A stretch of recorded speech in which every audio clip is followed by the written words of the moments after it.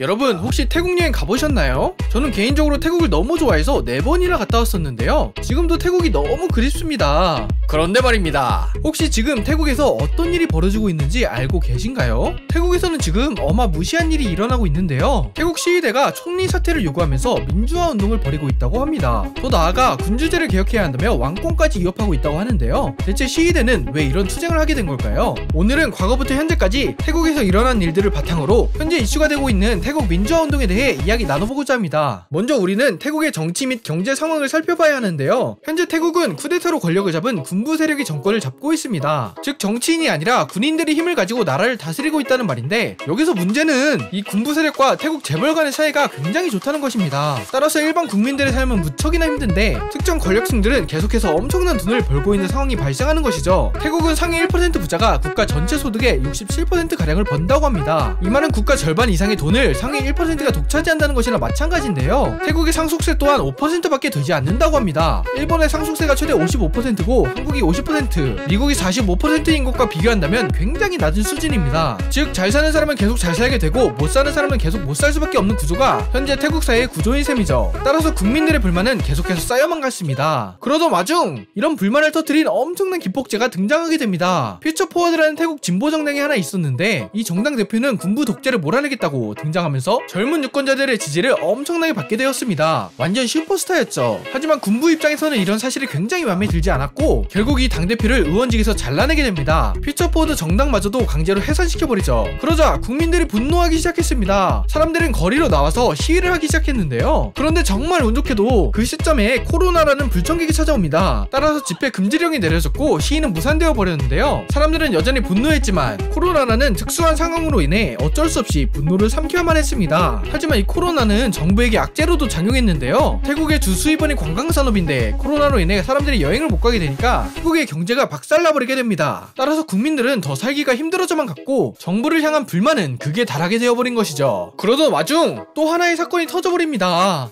이제 제발 그만 좀 하자. 페라리 스캔들이라는 사건이 터졌는데요. 이 사건의 시작은 2012년 9월 3일에 일어났습니다. 태국 수도인 방콕 도심에서 페라리를 탄 운전자가 오토바이를 타고 근무 중이던 경찰관을 들이받았는데 그 경찰관의 차에 매달려 수미터를 끌려가 결국 사망하게 되었습니다. 운전자는 경찰관을 죽이고 그 자리에서 도주했는데요. 경찰이 용의자를 잡기 위해서 페라리의 흔적을 따라가니 세계적인 에너지 드링크 레드불을 소유한 TC 제약 일가의 저택이 나오게 되었습니다. 운전자는 레드불의 창업주인 찰레오 유이티아의 손자 오라윷 유이티아로 밝혀졌는데요. 여기서 문제는 사람을 쳐서 죽였는데도, 그것도 경찰을 죽였는데도 유이티아가 벌을 받지 않았다는 겁니다. 사고를 낸 지 벌써 8년이나 지났는데 그동안 법원에서 날아온 소환 요구에 단 한 번도 응하지 않았다고 합니다. 심지어 사고 당시 유이티아가 코카인을 복용했다는 증거도 나왔는데요. 하지만 치과 치료를 위해 맞은 것이라는 변명이 받아들여지면서 증거는 무효가 되어버렸습니다. 그렇게 유이티아는 처벌을 받지 않고 있었는데요. 2017년 4월 말에는 심지어 해외로 도망가 버립니다. 이게 가능한가? 이 과정에서 태국 사법당국은 어떠한 제재도 가하지 않았고 2018년에는 알 수 없는 이유로 인터폴 적색수배 대상에서도 사라지게 됩니다. 또한 유이티아는 도망갔으면 조용히 살아야 되는데 자기 SNS에 지속적으로 여행 사진이나 파티 사진을 올려서 국민들을 분노하게 만듭니다. 그러던 와중 결정적인 사건이 터져버립니다. 이게 진짜 핵폭탄급인데요. 태국 정부는 2020년 8월 결국 유이티아를 불기소 처분했습니다. 이유는 당시 유이티아가 시속 177km로 달렸다고 진술했던 경찰관이 사실 79km였다면서 입장을 번복했기 때문인데요. 또한 새로운 목격자가 등장해서 페라리가 당시 시속 80km로 달렸다고 증언했습니다. 근데 이상한 점은 그 목격자가 의문의 교통사고로 돌연 사망해버리게 됩니다. 이로 인해 분노한 태국 국민들은 본격적으로 대규모 시위를 벌이게 되는데요. 마지막으로 하나만 더 알아보자면 현재 시위대는 군부 정권뿐만 아니라 왕실에 대한 불만의 목소리까지 내고 있는데요. 지금까지 태국 왕들은 국민들에게 엄청난 사랑과 지지를 받았는데 특히나 현재 태국 국왕의 아버지인 라마 9세는 국민들이 정말로 사랑하는 왕이었습니다. 하지만 라마 9세가 2016년에 죽고 마하 와칠랄론권이라는 라마 10세가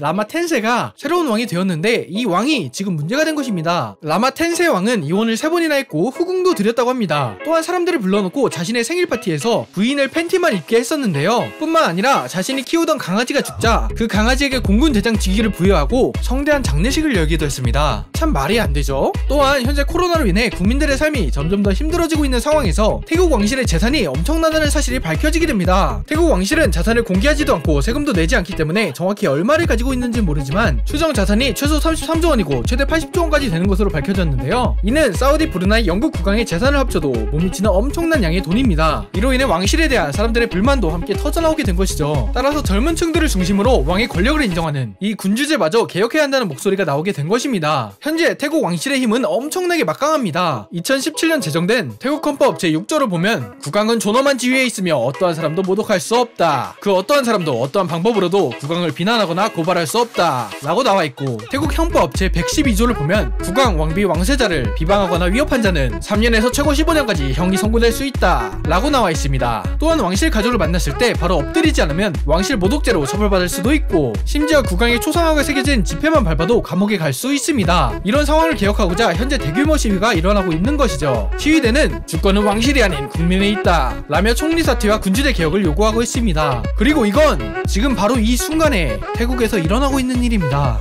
인생을 살아가며 한 번쯤 알아두면 좋은 지식들을 누구나 알기 쉽게 설명해드리겠습니다. 마크의 지식서재, 다음 시간에 더 재밌는 주제로 찾아뵙겠습니다. 감사합니다.